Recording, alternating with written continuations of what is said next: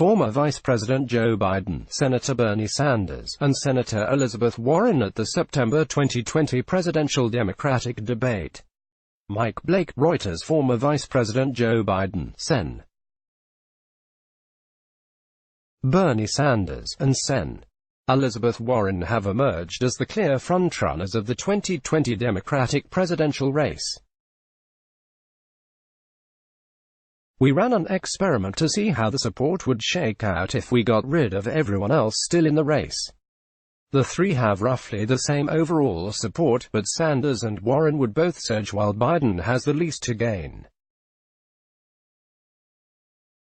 Biden is the one who currently benefits the most from such a large field. It's clear, though, that no one has a clear path to victory without taking down the others. 18% of Democratic voters wouldn't be happy with any of them, which shows there's still room for another candidate to pull ahead. Visit Business Insider's homepage for more stories. Over the past several weeks, three candidates vying for the 2020 Democratic presidential nomination have distinguished themselves as frontrunners: a former Vice President Joe Biden, Sen. Elizabeth Warren, and Senator Bernie Sanders. Yet, at the close of the September primary debates, there are still a total of 18 candidates in the race, most of whom have virtually no shot at becoming president. Biden is polling at an average of roughly 30%, Warren at 19%, and Sanders at 18%, according to an aggregation from Real Clear Politics. The next closest candidate, Kamala Harris, is stuck at 7%. The hanger-on candidates are basically real-life statistical noise, making it harder to discern who's actually likely to win the primary race by detracting polling points from their opponents in the lead. So, what if we just got rid of them? How would things shake out between Biden, Bernie, and Warren? Thanks to the unique way Insider conducts its polls, we can test exactly that. Unlike most polling organizations, Insider SurveyMonkey's poll asks would-be voters which candidates they would be happy with if they were to become president, rather than naming just one candidate. Using that data, we ran a mathematical model that analyzed what it would look like if we eliminated every candidate except for the top three and reallocated those voters to Biden, Sanders, and Warren. If we Thanos-snapped Harris, Buttigieg, Booker, O'Rourke, Yang, Klobuchar, Castro, Bennett, Bullock, Delaney, Gabbard, Ryan, Williamson, Steyer, and de Blasio out of existence, here's what the field would look like, according to the polls we've conducted this summer. For Biden, we'd have a situation where 30% of his fans would like him and him alone, 37.4% deciding between him and Sanders or him and Warren, and a third of his supporters fine with all three.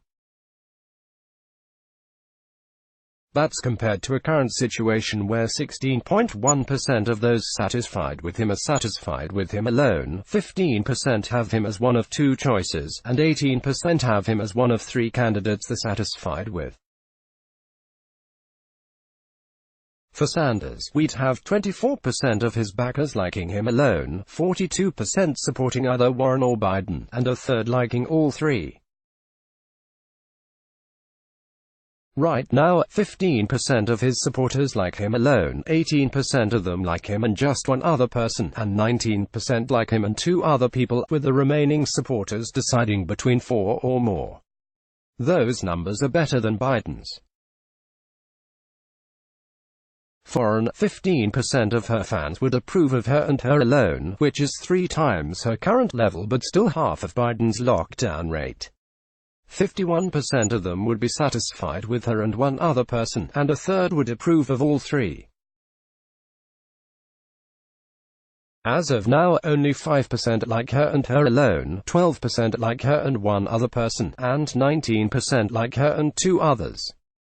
It's also important to note that some things don't change. As of now, overall, Warren is known and satisfactory for 45% of Democrats, about 46% of respondents know of Sanders and would be satisfied with him, and 47% would be fine with Biden. Those numbers are the same whether you've got 3 contenders or 19. In that sense, the three of them are in a near tie. But the difference is from what the race looks like now compared to what it would be like if it were just the three of them are telling. Warren and Sanders would catch up to Biden. Biden is the clear beneficiary from such a large group. While he stands to gain some voters from other people dropping out, our polling shows that his supporters are remarkably loyal. Compared to other candidates, few voters would be satisfied by having anyone other than him as the nominee. His numbers roughly double, but in our Thanosard universe the increase isn't enormous. Read more. One statistic reveals why Joe Biden's frontrunner status has been remarkably steady so far. Sanders and Warren, though, both surge. Most of the remaining voters would be happy with either of them as the Democratic nominee. The two of them seem to have the biggest opportunity to pull supporters in and grow the base. None can live while the others survive. Mike Blake, Reuters. The sharp increase in Warren's numbers, in particular, is revealing. One reason she's perceived to be the beneficiary of a lot of dropouts is because a lot of voters like Warren and someone else. The thinking goes, that makes her the main beneficiary of a lot of other people dropping out of the race. While this is true, that alone won't put her in front of Biden and Sanders. Each of the top three needs to eliminate at least one of the others if they want a clear shot at winning. The only way to win is to slay a giant. This whole experiment entirely unfair, of course. While we can be certain that de Blasio or Delaney won't be president, Harris, Booker, Yang, and Buttigieg are still hanging in there. Even if they're struggling to pull in 2 digits, it's still early, and history shows that candidates from the back of the pack can make it to the finish line. Senator Kamala Harris still has a chance. Reuters. And as it stands, 6% of people who said they were Democratic primary voters who are not satisfied with anyone in the field. In our Thanocracy, where we reduce the options to 3, that figure triples, 18%. There's still room for the lower polling candidates to persuade voters. But if Warren and Sanders want to catch up to Biden, perhaps the strategy shouldn't be to try to take him down in debates. Instead, it may be a better move for either of them to sweep away all the hang-ons who seem less likely every day to make it to the White House. If they're itching to give Representative Tim Ryan a flogging, it can only help them. And if Biden wants to coast to victory, he should be in no hurry to pick off his lesser opponents who don't pose a clear threat to him anyway.